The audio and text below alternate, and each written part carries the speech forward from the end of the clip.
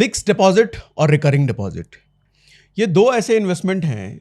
आज भी जब एक मिडिल क्लास का बच्चा पढ़ लिख करके बड़ा होता है, नौकरी चाकरी करने लगता है, तो बाबूजी सबसे पहले यही कहते हैं ये किया कि नहीं किया।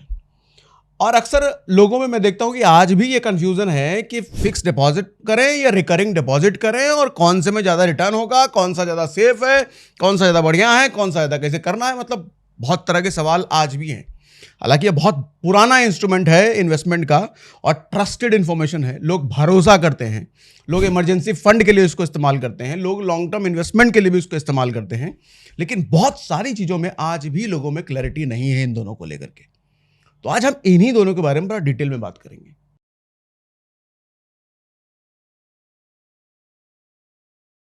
देखो, आज हम बात करने वाले हैं ऐसे दो इन्वेस्टमेंट ऑप्शन की जो सच कहूं तो एक ही मां के दो बेटे हैं। जैसे कुंभ के मेले में बिछड़ गए हों, और दोनों का सरनेम है एक ही है, डिपॉजिट। तो फिक्स डिपॉजिट यानी कि इसको एफडी कहते हैं, और दूसरा रिकरिंग डिपॉजिट, इसको आरडी कहते हैं। जब भी आप सेफ ऑप्शन ढूंढते हो ना और अपने बड़े बुजुर्ग से पूछते हो, तो यही दो नाम बार बार आपको सुनाई देंगे। लेकिन दिमाग में तुरंत ये सवाल आता है कि कौन सा ज्यादा रिटर्न देगा, कौन सा ज्यादा सेफ है, और किस में पैसा लगाना जमा ज्यादा समझदारी होगी। तो आज मैं आपको ये सब डिटेल में समझाऊंगा भैया, पूरा कैलकुलेशन दूंगा ताकि साफ पता चल पाए कि एफडी और आरडी में असली विनर कौन है। ठीक है, सबसे पहले एफडी की बात करते हैं कि एफडी क्या है। एफडी यानी कि फिक्स डिपॉजिट। इसमें आप एक बार में लमसम यानी कि मोटा रकम एक बार में डाल सकते हो। मान लो 1 लाख रुपए, 2 लाख रुपए, या जितना भी आपके पास हो, बैंक या पोस्ट ऑफिस में जमा कर देते हो, एक मोटा रकम आप इसमें डाल सकते हो। और इस रकम पर आपको एक फिक्स्ड इंटरेस्ट मिलता है। और जब भी मैं फिक्स्ड इंटरेस्ट की बात करता हूं, इसका मतलब ये समझ लीजिए कि आपको एफडी शुरू करने से पहले पता होता है कि आपको इतना इंटरेस्ट मिलेगा। और जब इतना इंटरेस्ट मिलेगा तो वो इतना इंटरेस्ट मिलेगा, चाहे भूकंप आए, बाढ़ आए, कुछ भी आए, वो इंटरेस्ट नहीं बदलेगा, ना घटेगा ना बढ़ेगा। इसीलिए इसको फिक्स्ड कहते हैं। ठीक है, अब पीरियड, कितने पीरियड के लिए करें? पीरियड इसमें आप फ्लेक्सिबल चूज कर सकते हो। 7 दिन से लेकर के 10 साल तक का पीरियड चूज कर सकते हो। कहने का मतलब 7 दिन की एफडी से लेकर के आप 10 साल तक का एफडी कर सकते हो। मतलब एक बार आपने जो पैसा जमा कर दिया, 1 लाख, 2 लाख, 5 लाख, जो भी, चाहे तो 7 दिन के बाद उसको ब्रेक करके निकाल लेना, या चाहो तो 10 साल तक उसको चलाते रहो। ठीक है, लेकिन शुरुआत में आपको डिसाइड करना पड़ता है कि कितने समय के लिए आप एफडी कर रहे हो। आजकल एवरेज इंटरेस्ट जो चल रहा है वो 6 से 7% के बीच चल रहा है, और 6 से 7% सालाना। जो सेविंग अकाउंट से तो भैया हमेशा ज़्यादा ही होता है। सेविंग अकाउंट आज के टाइम में आपको 2.5%, 3% देते हैं। एफडी 6 से 7। आरडी के बारे में जरा बात कर लें। रिकरिंग डिपॉजिट क्या होता है? मान लीजिए आपके पास एक बार में बड़ी रकम नहीं है। होता है भैया, नौकरी चाकरी करने वाले लोग हैं, 2-3 लाख, 5 लाख, 10 लाख एक बार में कहाँ से लाए। लेकिन हाँ, महीने का कुछ ना कुछ बचा सकते हैं, महीने का कुछ ना कुछ सेविंग करना पॉसिबल है। तो वहां काम आता है आरडी यानी कि रिकरिंग डिपॉजिट। अब रिकरिंग का मतलब क्या होता है? बार बार, लगातार। डिपॉजिट मतलब जमा। इसमें आप हर महीने एक फिक्स्ड अपनी किस्त डालते हो। वो आप डिसाइड करोगे आपको कितना डालना है। जैसे मान लिया 5,000 रुपये महीने का आपको डालना है, ये ऑटोमेटिकली आपके बैंक अकाउंट से कट के आरडी अकाउंट में चला जाएगा। आरडी अकाउंट कहाँ होता है बताऊंगा अभी आगे। आप इसका टेन्योर यानी कि समय अंतराल जो होता है 6 महीने से लेकर के, इसका भी आप 10 साल तक का ले सकते हो। इंटरेस्ट रेट लगभग एफडी जैसा ही मिलता है। लेकिन हाँ, प्री मैच्योर विड्रॉल के बारे में भी जान लो भैया, इसका मामला क्या है। अगर एफडी तोड़नी पड़े तो पैसा मिल जाएगा, लेकिन बैंक पेनल्टी काट लेगा और इंटरेस्ट भी कम हो जाएगा। क्या होता है प्री मैच्योर विड्रॉल, जरा समझा देता हूं। मान लो आपने बोला कि ये एफडी, बैंक को ऑप्शन चुना आपने, ये एफडी, ये 5 लाख रुपए 1 साल के लिए मैं जमा कर रहा हूं। अब बैंक आपको 1 साल के हिसाब से मान लो 7% देने लग गया है, क्योंकि टेन्योर का खेल होता है। आप बोलोगे 2 साल के लिए कर रहा हूं तो वहां आपको इंटरेस्ट अलग मिलेगा। आप बोलोगे 6 महीने के लिए कर रहा हूं तो वहां इंटरेस्ट अलग मिलेगा। आप बोलोगे 5 साल के लिए कर रहा हूं तो वहां इंटरेस्ट अलग मिलेगा। तो अब मान लो 1 साल के लिए आपने बैंक को बोला करने के लिए, और बैंक ने बोला 7% देंगे, लेकिन आप भैया 6 महीने में निकाल लो, तो क्या करेगा बैंक? अरे तुमने तो बोला था 1 साल रखोगे, लेकिन 6 महीने में निकाल रहे हो, तो क्या करेगा वो? पेनल्टी लगाएगा आपको। पेनल्टी आपके पैसे पर नहीं, जो आपका ब्याज बना है ना, जो ब्याज बैंक ने कमा के दिया ना, उस ब्याज पे पेनल्टी लगती है। ठीक है, तो आरडी में अगर कोई किस्त मिस हो गया, क्योंकि आरडी में आप किस्त देते हो हर महीने अपनी मर्जी से जो भी चुन करके, उसमें कोई मिस हो गया तो पेनल्टी लगती है। और अगर बीच में बंद करते हो तो हर किस्त का अलग हिसाब लगा करके कम इंटरेस्ट मिलता है। जैसे रिकरिंग डिपॉजिट भी फिक्स डिपॉजिट की तरह समझ लो। फिक्स डिपॉजिट आपने बोला कि ये 5 लाख रुपए 1 साल के लिए मैं रखूंगा बैंक में, पहले निकाल लिया तो प्रीमेच्योर विड्रॉ पे पेनल्टी। अब इसी तरीके से आरडी आपने बोला कि 1 साल तक हर महीने जमा करूंगा, लेकिन आप 6 महीने में बंद कर रहे हो तो वहां पेनल्टी। ठीक है, मतलब सिंपल सी बात है, दोनों ही ऑप्शन डिसिप्लिन मांगते हैं। लंबा चलोगे तो असली फायदा मिलेगा। अब सवाल यह आता है कि एफडी और आरडी कहां करना है, तो ये बता देता हूं। अच्छा, ये सारे लिस्ट बताने के बाद एक बहुत स्पेशल वाला बताऊंगा, ध्यान से सुनिएगा। सबसे पहले आप बैंक में कर सकते हो, जिस भी बैंक में आपका अकाउंट है। पब्लिक सेक्टर बैंक ले लो, एसबीआई, पीएनबी, या प्राइवेट बैंक आईसीआईसी, एचडीएफसी, जिस भी आपका अकाउंट में है। स्मॉल फाइनेंस बैंक ले लो, एयू, जीवन ले लो, जिस भी, हर जगह आप एफडी कर सकते हो। पोस्ट ऑफिस में आप एफडी कर सकते हो। यहां इसे टाइम डिपॉजिट भी कहा जाता है अगर आप पोस्ट ऑफिस में करते हो तो। खास बात यह है कि 5 साल वाली एफडी पर टैक्स बेनिफिट 80C के तहत आपको मिलता है। मतलब जो इंटरेस्ट आप कमाएंगे, जो ब्याज आप कमाएंगे, उस पर 80C के तहत आपको टैक्स में बेनिफिट मिलेगा, छूट मिलेगा। लेकिन अगर 5 साल के लिए किया तो, उससे कम के लिए किया तो नहीं। एनबीएफसी और कॉर्पोरेट एफडी भी कर सकते हो आप, जैसे बजाज फाइनेंस में कर लो, आप श्रीराम फाइनेंस में कर लो। इंटरेस्ट इनमें थोड़ा ज्यादा मिलता है और थोड़ा सा ये रिस्की होता है क्योंकि बैंक से इनका साइज छोटा होता है। कोऑपरेटिव बैंक में आप कर सकते हो, सेफ्टी उतनी स्ट्रांग नहीं होती है। लेकिन उसके बाद आप डिजिटल एप्स में भी कर सकते हो, पेटीएम में, ग्रो पे, इन जैसे ऐप्स पर भी अब एफडी की फैसिलिटी आ गई है। लेकिन पैसा आपके पार्टनर बैंक या एनबीएफसी के पास ही जाता है।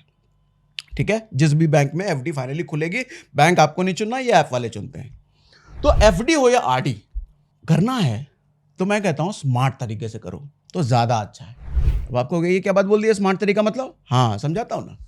स्मार्ट तरीका मतलब स्टेबल मनी ऐप के जरिए। इसमें अप टू 8.40 का इंटरेस्ट मिलता है भैया। मतलब एफडी में कहा हम 6-7% की बात कर रहे थे, लेकिन यहां कह रहा हूं अप टू 8.40 का इंटरेस्ट। और मंथली आरडी करना है तो सिर्फ 1,000 रुपए से शुरू हो जाता है। और इसके अलावा स्टेबल मनी ऐप के जरिए एफडी करने पर 5 धमाकेदार फायदे भी हैं। अब सुनो पांचों। पहला फायदा है वैरायटी ऑफ फिंगर टिप्स। मतलब 200 से ज्यादा बैंक और एनबीएफसी का एफडी ऑप्शन आपको एक ही जगह पर मिल जाता है। चाहे वो यूनिटी एसएफबी हो, बजाज फाइनेंस हो, श्रीराम फाइनेंस हो, सब अवेलेबल है। अब अलग अलग बैंक जाने की जरूरत नहीं पड़ेगी आपको, बस कंपेयर करो और बेस्ट रेट वहीं पे चुन लो। दूसरा फायदा है कि सुपर फास्टिंग ऑनबोर्डिंग होती है भैया। कोई नया बैंक अकाउंट खोलने की झंझट नहीं है, आपको बैंक में अकाउंट खोलने की जरूरत नहीं है। आधार पैन ऐप में डालो, केवाईसी करो और 3 मिनट में एफडी बुक हो जाता है आपका। तीसरा फायदा है फुल ट्रांसपेरेंसी। हर एफडी सीधे पार्टनर बैंक में खुलता है। स्टेबल मनी आपके पैसे को हाथ भी नहीं लगाता, मतलब इन्वेस्टमेंट 100% सेफ और ट्रांसपेरेंट होता है। चौथा फायदा डीआईसी जीसी इंश्योरेंस। आपके एफडी पर 5 लाख तक का इंश्योरेंस कवर भी रहता है आरबीआई की सब्सिडी डीआईसी जीसी से। मतलब पैसा डबल सेफ हो गया, ये समझ लो। पांचवा फायदा रियल टाइम ट्रैकिंग। इंटरेस्ट कितना जमा हुआ, मैच्योरिटी कब है, पे आउट डिटेल्स, ये सब रियल टाइम आप स्टेबल मनी की ऐप की स्क्रीन पर देख सकते हो। और जरूरत पड़े तो इंस्टेंट विड्रॉल भी पॉसिबल है। और हाँ, याद रखना, एफडी सिर्फ इन्वेस्टमेंट नहीं होती, आपका इमरजेंसी फंड भी होता है। तो स्टेबल मनी के साथ इमरजेंसी फंड हमेशा सेफ, सिक्योर और आसानी से अवेलेबल रहता है। अब आप पूछोगे स्टेबल मनी ऐप कहाँ मिलेगा भैया? आपकी सुविधा के लिए हमने डिस्क्रिप्शन में और पिन कमेंट में स्टेबल मनी ऐप डाउनलोड करने का लिंक डाल रखा है, जाइए और डाउनलोड कीजिए। अब असली सवाल यह है कि कौन देता है ज्यादा रिटर्न। तो चलिए एक एग्जांपल से क्लियर करते हैं इसको। एफडी और आरडी में कौन ज्यादा रिटर्न देता है, अब उसकी बात कर रहा हूं। तो एक केस समझो, केस 1, 2 करके समझाता हूं। केस 1 ऐसा लो, आप मान लो आपने एफडी किया और 3 लाख रुपए का आपने एफडी किया 5 साल के लिए। ठीक, इंटरेस्ट रेट आपको बताया गया 7% मिलेगा सालाना। 5 साल के बाद यह रकम कंपाउंडिंग से बढ़ के 4,22,000 रुपए हो जाएगा। यानी करीब 1,22,000 रुपए एक्स्ट्रा आपका प्रॉफिट हो गया, आपको ब्याज कमाया आपने। अब केस 2 लेते हैं, यहां पे एफडी नहीं कर रहे, आरडी कर रहे हैं। मान लो आपने 5 साल तक हर महीने 5,000 रुपए महीना डाला आरडी में, क्योंकि आरडी में हर महीने डालते हैं। कुल मिलाकर आपने जमा किए 3 लाख रुपए। ठीक है, इंटरेस्ट रेट वही 7% है यहां भी। मैच्योरिटी पर मिलेगा आपको लगभग 3,52,000 रुपए, यानी करीब 52,000 रुपए का फायदा हुआ।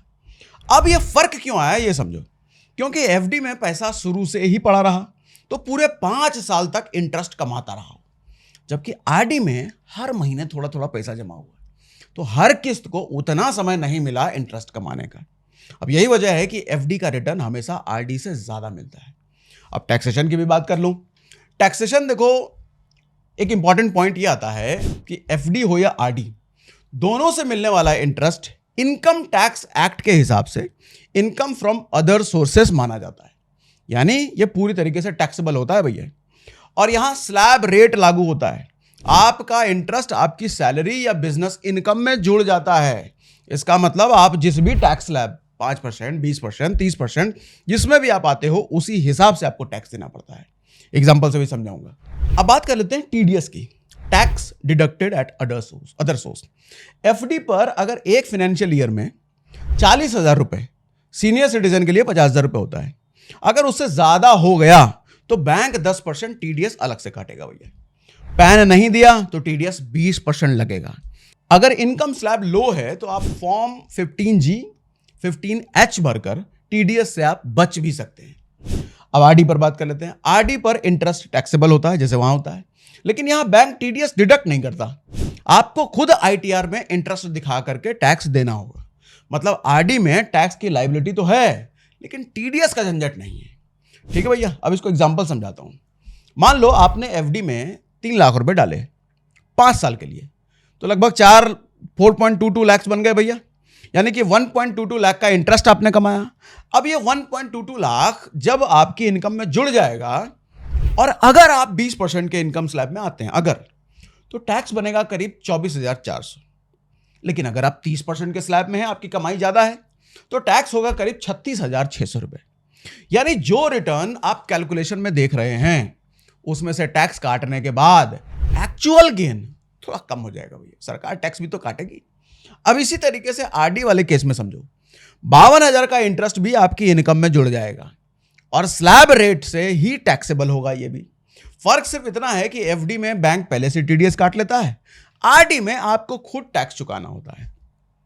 ठीक है, तो फाइनल वर्डिक्ट क्या है भैया? अगर आपके पास एक साथ बड़ा अमाउंट है तो एफडी बेस्ट ऑप्शन है, लेकिन अगर आप कहते हो भैया एक साथ बड़ा अमाउंट नहीं है, महीना महीना करके हम दे सकते हैं, तो हर महीने एक डिसिप्लिन सेविंग करना चाहते हो तो आरडी यानी कि रिकरिंग डिपॉजिट आपके लिए परफेक्ट है। दोनों ही सेफ इन्वेस्टमेंट है। फर्क सिर्फ इतना है कि आरडी का फाइनल रिटर्न एफडी का फाइनल रिटर्न आरडी से थोड़ा सा ज्यादा होता है। तो अगली बार जब दिमाग में यह सवाल आए कि पैसा कहां लगाएं, एफडी आरडी, तो ये कैलकुलेशन याद रखना जो मैंने आपको बताया। तो उम्मीद है आपको एफडी और आरडी का फर्क पूरे तरीके से अच्छे तरीके से समझा पाया हूंगा। अगर ऐसा है तो मुझे कमेंट बॉक्स में लिख के बताइए। आज भी अगर आपके जानने में बहुत सारे लोग ऐसे होंगे जो एफडी आरडी में कंफ्यूज रहते हैं, तो शेयर कर देना, उनको भी ये जानकारी होनी जरूरी है भैया। और हाँ, जैसा मैंने आपको बताया स्टेबल मनी ऐप के बारे में, स्मार्ट एफडी बेहतर रिटर्न वाला अगर आपको करना है तो उसके लिए स्टेबल मनी का